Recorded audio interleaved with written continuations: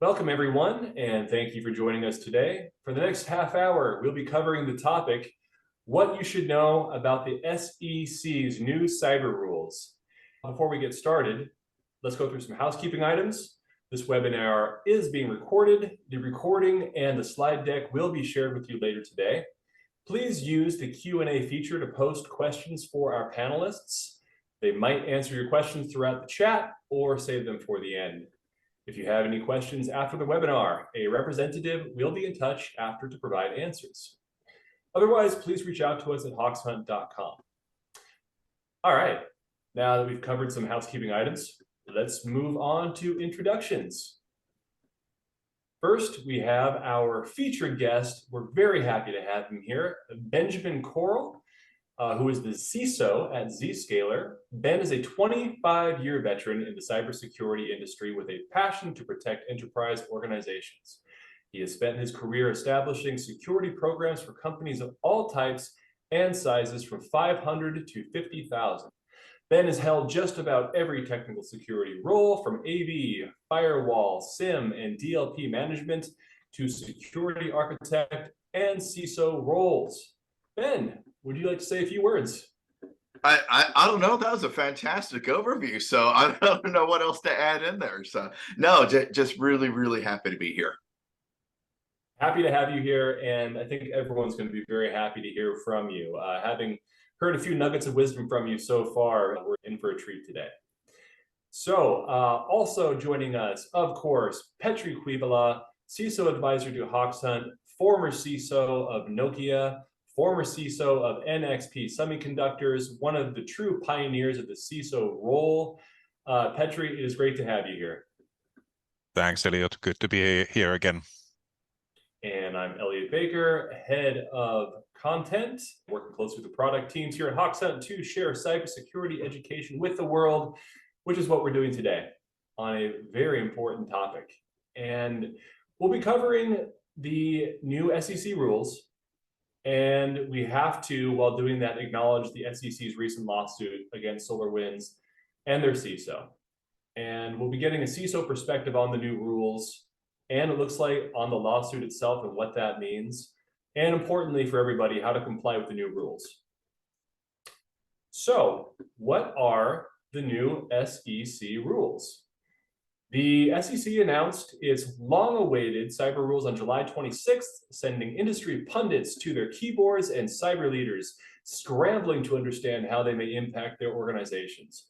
While they've already been out for a couple months, public companies are still trying to fully understand the impact to their organizations. We wanted to offer some early interpretation of how they may impact security teams and the executives who lead them, but the SEC beat us to it, and now we do kind of know how these might be impacting organizations and CISOs. And to be clear, this is not a laughing matter. It's just quite a wild time here. So I'm going to turn this over to the CISOs, to the experts. Ben, what's going on here? What was the background, and where are we today? I'd love to be able to, share all of that, but, some of the answers, we're still digesting and we're still translating and everything. But when it really comes down to the final ruling, the SEC final ruling, there are a few areas that we do know about, and, highlighting those. Some of the key things that are coming out of here, I think I've got three things that I said, these are areas of focus on. And the first, I think everybody is familiar with, is a breach disclosure. And this is nothing new. This has been in place since GDPR came out in 2018 as well. But there's a breach disclosure. And this is that you now have 4 days to report after you determine that something is material. I have 4 days to reach out to the SEC now and let them know we have a material breach. So 4 days, but once I know. And that, different implications of what in the world is material to your organization. And I believe most organizations, if they will look at it, the finance organization, this CFO likely already has things in place on what is a material for that organization. Otherwise, the enterprise risk management team likely has it as well. once we get past the breach disclosure, do you have a risk management strategy, a process that's already in place? Have you built your security program on something like the NIST CSF for cybersecurity framework, the ISO 27001? Is there a formal process in place that has been adopted by that organization? Have they integrated that into that enterprise risk management software? What do your processes look like? Do you have formalized incident response processes that are already in place that I already have monitoring, I already have detection, I already have all these things so I can detect it, notify. It's not this 4-day notification. I don't have to notify if I don't know about it. No, you can't have your head in the sand, that little ostrich situation of if I don't know about it, I don't have to report it. None of that's going to fly either. And I also, as reading through this, saw this causality or this materiality in aggregate is another aspect that's out there of include whether any of those risks for that cybersecurity threat compounding isn't now material because of an incident that you had from 2 years ago, or because of actions that you failed to take 12 months ago or 6 months ago. So this causality or this material in aggregate is another aspect that's out there. And then the last bit, the third part, is going to be oversight or governance. The board has to have oversight or governance when it comes to cybersecurity as well. And this is where a lot of people inside the cyber industry were disappointed that it wasn't stronger, thinking that this was finally going to get us our seat at the table. Let me actually quickly jump in. I agree with all of those 3 points. Highlighting the thing that you just said, that disclosure 4 days timeline starts when you understand it is material. It doesn't start from the beginning of the incident or when you realize that you have been breached, but actually when you realize that this is something really serious. And then that's actually interesting thing. Interesting in a sense as well that sometimes things don't become material unless they become public. And that's not something that I have an answer for, but hopefully we will get answers at some stage. I've been in a situation where companies have been breached, for example, by nation state, and the company didn't necessarily know how it impacted its customers. Would that actually be a material breach? I know that it would have materially impacted the share price if it would have become public. So that's interesting question for whomever is giving these answers for us. The risk management process, really good point. And I think that most companies do have those in place, but this really highlights that you need to migrate the enterprise risk management process together with the cyber. They cannot live apart from each other's. And I believe personally that the decision of not mandating harder rules for the board competence in cyber is correct. Some companies like Zscaler or Hoxhunt operating in the area of cybersecurity needs to have that competence. But when you are working in some other industries, maybe the board doesn't yet need to have. No, that's a great point. I really do appreciate that because it comes down to what is that role of the board? And the board has got fiduciary responsibility. Yeah. And they're putting the persons in place to have that management structure in order to run the business. Do they really need to be cybersecurity experts? I like it comes down to industry specific. So don't overregulate here. So if it becomes more important in the days ahead, perhaps we'll see some adjustment on that. Yes. Agree. Industry specific and also location specific too. There was a recent article in the New York Times talking about in New York how they are taking an approach close to what you were describing, Ben, about having that really hard board oversight with real CISO expertise on the board, and they're requiring that more in the state of New York. And I'm wondering what you had to think about that. What does that actually mean? Well, so a couple things, and maybe I forgot to say this a moment ago as well, but scope and applicability as well, and where are you operating, and who is going to be covered by this? Is it just going to be those publicly traded companies? What if you're a private company? The disclosure is going to be different there. But also, I will say that regulators, they're not a bad thing. If everybody was doing the right things, we would not have to have these regulations. But I like to see sit here in the States where we're a little bit different than perhaps other places in the world as well. And if you feel that the federal rules are not stringent enough, states can go ahead and pass a more stringent rule. But this isn't just unique to the United States. We've also seen, if you go over to our friends over in Europe with GDPR, GDPR was passed in May of 2018. You see individual countries have got more stringent rules in place. So you have the overarching, but if one of the countries decides we want to be more stringent, that is well within their rights. So here in the States, right now, we've got the state of New York wants to be a little bit more prescriptive, wants to be a little bit stronger. Absolutely, that's the brilliant thing here. So give me a base standard, and then if you're going to operate inside this state, we're going to have a little bit more stringent rules here as well. Absolutely, and maybe let's just kind of comment on that. Yeah, GDPR came a few years back. The EU NIS2 regulation is coming in force most probably within a year, and the same thing is going to happen here. The only thing that I really wish for is that when the directive is coming, for example, over there, that when it's kind of regulated country by country or state by state in the US, then there would not be huge differences, because it starts to be a kind of huge burden for the companies of trying to please 28 different nations here in Europe and many states in the US. So hopefully there is some standardization there. Then to your point actually about the regulation, I like it as well. It means that we are growing up, we are become adults. We are regulated because digitalization makes cyber extremely important. And that's just a sign that we are starting to be serious business. Right. The role of the CISO as the business enabler and the board level position also. I think we're at the point in the conversation where we have to address the elephant in the room. What do you guys think? Is it time that we talk a little bit about the SEC lawsuit against SolarWinds here? Absolutely. I mean, at the end of October, and we're sitting here at the beginning of November, so there's still going to be things that are going to be disclosed, things that are going to be discovered. So coming out right now, sure, it's great to talk about and starting to unpack this. But again, it's still very early on. We're going to learn more in the days ahead.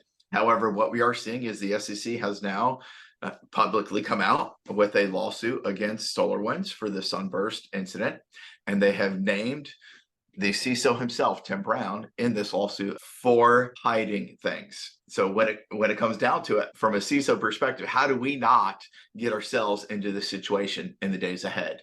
If there is a material breach inside our organization, how do we make sure that we're not going to be the next ones that are finding ourselves on this side? And what are you disclosing? What are you signing off on? And I think I saw a LinkedIn blurb that just said, well, follow the law, and don't break the law, and you don't have to worry about it. But again, this comes down to filings that the company does. And if you read, I was reading the disclosure, I was reading the lawsuit that was filed, and pages 3 to 5 is where they start breaking down some of the evidences that are out there of the disclosures, and where Mr. Brown signed off on the program. And the program is good, but then you go to different internal things that have been shared, whether this is from a whistleblower, however it came to be discovered, but it comes down that Mr. Brown signed off on the program. But inside, things are being disclosed to him. He was escalating things to the other C-suite as well. But was he pushing it enough?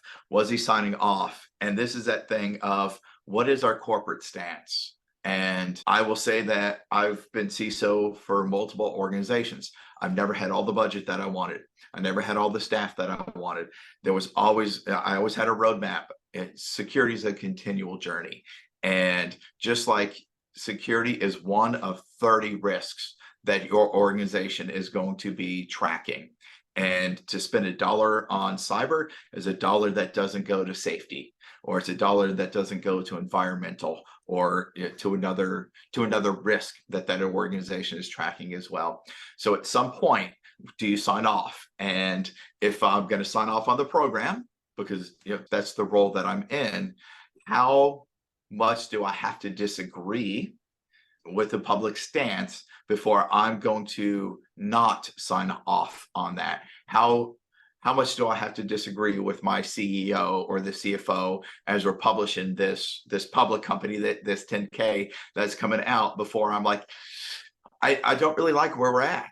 It's a program I built. It's a program I own. It's a program that I'm ultimately responsible for. And I'm going to refuse to sign off on this. I'm going to go on a public disclosure and say, I don't like this program out here. They're not giving me everything that I need, or I believe that the program's not at the level.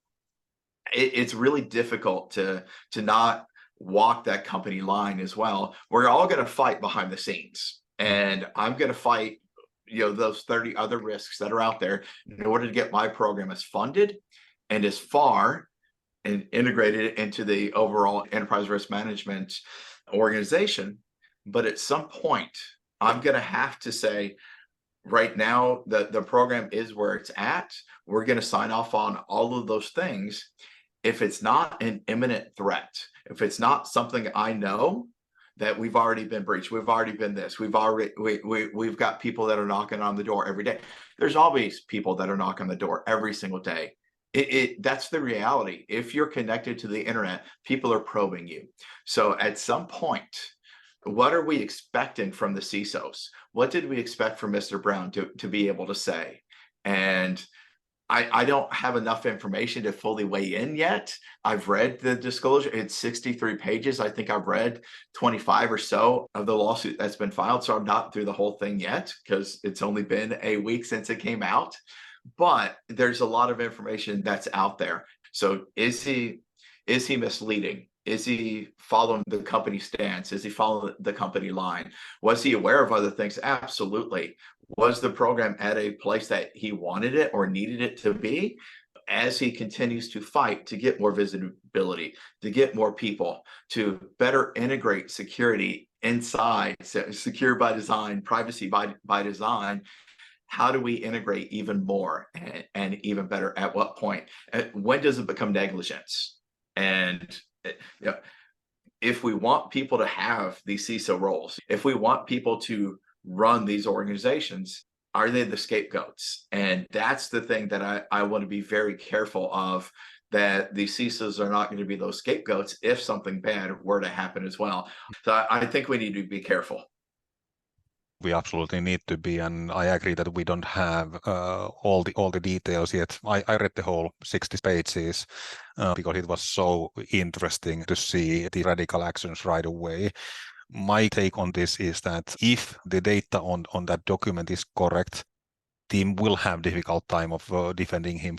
The security is something that is never perfect, but it needs to continue to kind of develop towards something that is better than it used to be yesterday. And one of the major points from the SEC in the document was that there was no significant development between 2 different years, or actually 3 different years. And if that is the case, then that's a big warning sign for the CISO, who should have had serious conversations within the company. That's something we don't know actually, what sort of serious conversations they had between Tim and the CEO or CTO, whoever was there. Then to your point, if threat is imminent, that's of course something that you need to disclose. There were certain things that I would consider myself a strong sign of being cross-negligent. Who made the decision of doing so is another conversation. What data was the C-level served? Who should have made that decision? Maybe my last comment here, the difference in this case is that this CISO was also publicly facing. So he was disclosing and telling customers, having blogs and so on, where he was telling something that, at least based on the SEC evidence, was not even close to the truth. And that's that's difficult, because I wouldn't ever actively tell the story that is not true. No, and I think you bring up really, really good points. Was the organization's security program improving over time? And as I read, I agree with you. It does not appear that that was so. What conversations were being had? Where were decisions being made? Are these being documented? Are they being recorded? And I like to put everything in that risk registry. I brought it up. I was told to be quiet, to color, sit down and color. What was the decision made? And then you have to sit there and have a conversation. Is it time to leave? And if you leave, is it more negative to the organization? Is it better if I stay? Is it stay for me? But we, in our roles, and we've both been in this industry for a long, long time. Both coming up on decades, if not coming up on our third decade. And transparency and honesty are two attributes for every CISO that's out there, and high moral compass. Yeah. If you want to survive in this industry, sure, you have to have thick skin as well. Yeah. But lying and or misleading, I have left organizations for. I will not do that. And if I'm feeling I am being forced to lie, this is going to be, this is a deal breaker. And I will have to leave that organization. I'm not going to go and intentionally lie or mislead, especially the general public from a publicly traded company. That's time for you to leave the organization if you don't agree with that. So I'm glad you brought that up. Yes. Yeah, what's the line? What is the line between when to report and when not to report? Talking to Petri even recently, he was putting together a story about a nation state breach that he had to uncover. And when you really get into it, for those of us who are not actually in the SOC team, who are not actually chief information security officers, it's really remarkable just how subtle this stuff is, and just how many little decisions have to be made every step of the way before you actually even realize that, oh my God, I think we have been breached. In that specific case, I got one email from Google who informed that there is some odd traffic coming out of your network. That's the only thing that I had in my hands on Monday morning. Nothing else. There is no CSI Miami who is rushing in. Oh, bloody hell, there is all the lights are kind of blinking. Why are you not doing things? The other side is usually pretty capable of hiding their tracks, and it takes weeks and weeks and weeks for you to actually uncover what really happened and then how did they get in. It is really, really difficult job to do. In this case, I had a team of 20 people. We were meeting every morning, 8 o'clock, and we were meeting every day, 4 o'clock, and understanding what did we discover, what did we learn, where do we continue tomorrow. And only after 6 weeks, we knew how the case initially emerged. Of course, in the meanwhile, we understood constantly, day by day, more and more, but no, it's much more difficult than people most probably believe. Oh, no, that's fascinating for this particular conversation of at what point during that investigation did you bring in external, and when would you have deemed that material? If you would have deemed that material, when would you have deemed that? And then when would that clock of that 4 days kick in? When we had that one indication in the beginning of the case, I brought it to my team, and one of my team members said that, hey, bloody hell, this is just a regular antivirus thing. Let's clean the system. Let's continue living our life. And that's one approach that people could take. In this case, actually, I know that there was 10 other companies who were informed, and only one on top of us was reacting. The 8 other ones were just closing their eyes. And to your question, when would I have deemed it to be material? I would say that in that specific case, the decision happened somewhere around the week 6, 7 or somewhere there. No, that's brilliant, because I will say that my incident response procedures, especially in the past, if I'm made aware of a machine, we're not trying to clean, we're rebuilding. We're rebuilding it. And my stance is it's my machine until it's not. As soon as malware is added onto that machine, that's no longer my machine. That's the attacker's machine. And I'm completely rebuilding this thing. Yep. So very, very interesting. Yeah. Yeah, great points. I mean, and also looking at the context of this too, and historically, I think, Petri, what you just sort of said is that 9 out of 10 companies chose to look the other way as opposed to deal with this thing until it became obvious that you had to deal with it. So it is quite easy doing that, actually, to be fully honest, but I believe that the company themselves have so much to lose. You need to protect yourself to understand actually what the heck had just happened. Absolutely. But take a look at the threat, and okay, a machine is joined, say, a botnet. And is that the intent, is to use that botnet, and they got 10 machines in my organization, we identify the 10, do we just clean those and we're done? Or because those machines They're not just being used for a global distributed denial of service or DDoS there, but that was the that was a public thing, but that was just to distract us as they start going through our organization now. So I'm right there with you of that could be subterfuge. And now they're actually drilling down looking for sensitive information. It's our job in our role to not just look at the face value, assume that we're just going to reimage these machines and the incident's done. We can't do that. I think that's part of the reason why these regulations are getting tighter and tighter. Ultimately, I think people agree that the intent is to keep us safer, is to elevate cybersecurity culture across all societies. And I think that's what the hope is here. I'm not sure if there's disagreement there. So what do we do? So Ben, like, what do you recommend the people who are watching this? And Petra, what do you recommend to people? You of course went over quite a bit at the beginning, but what are some concrete steps people can take to properly file now, given what we now know is at stake here?